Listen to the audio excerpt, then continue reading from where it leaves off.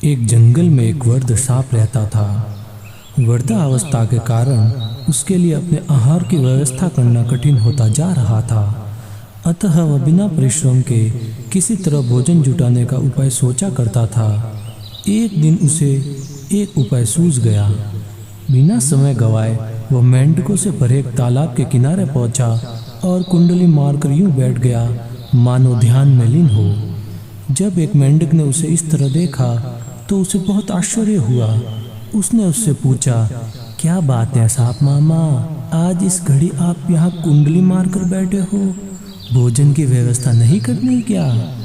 आज क्या आपका उपवास है? सांप ने मधुर वाणी में उत्तर दिया, अरे बेटा, आज प्रात जो घटना मेरे साथ घटित हुई है उसने मेरी भूख हर ली है। ऐसा क्या हुआ मामा? मेंढक ने जिज्ञासावश पूछा। बेटा, रात में एक नदी किनारे भोजन की तलाश में घूम रहा था। वहाँ मुझे एक मेंढक दिखाई पड़ा। मैंने सोचा आज के भोजन की व्यवस्था हो गई और उसे पकड़ने बढ़ा।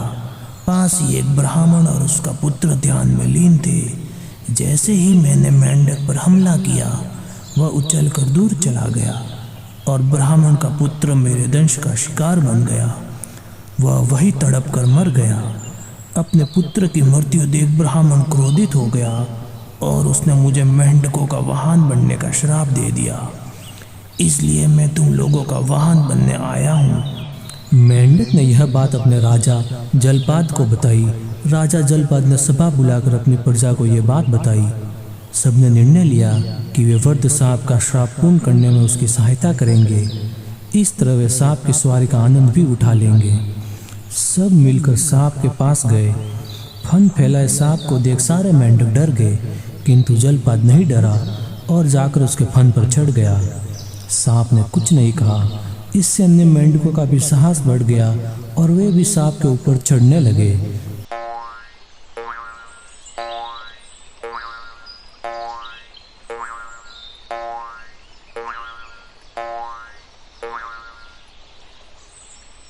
जब सारे मेंढक सांप के ऊपर चढ़ गए तो वह उन्हें भांति भांति के करतब दिखाने लगा।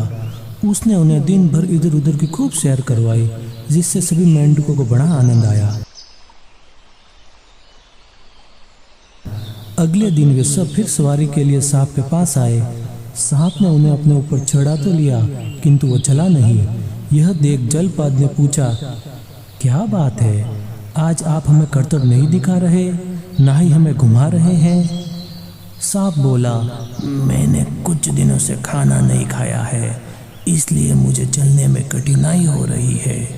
अरे ऐसा है तो आप छोटे छोटे मेंढकों को खाकर अपनी भूख मिटा लो, फिर हमें ढेर सारे करतब दिखाओ। जलपाद बोला।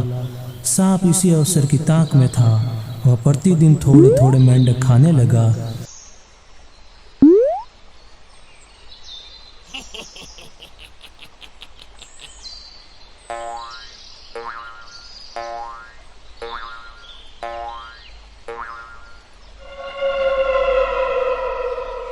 जलपाद को अपने आनंद में यह सुध भी नहीं रही कि धीरे धीरे उसके वंश का नाश होता जा रहा है। जब उसे होश आया तब तक वह अकेला ही बचा था और सांप ने उसे अपने आहार बनाने पर तुल गया। जलपाद ने सांप से गुहार लगाई, मामा, अब तो मैं अकेला ही बचा हूँ, आप तो मेरे मित्र हो, कम से कम मुझे तो मत मारो। सांप हंसते हुए बोला,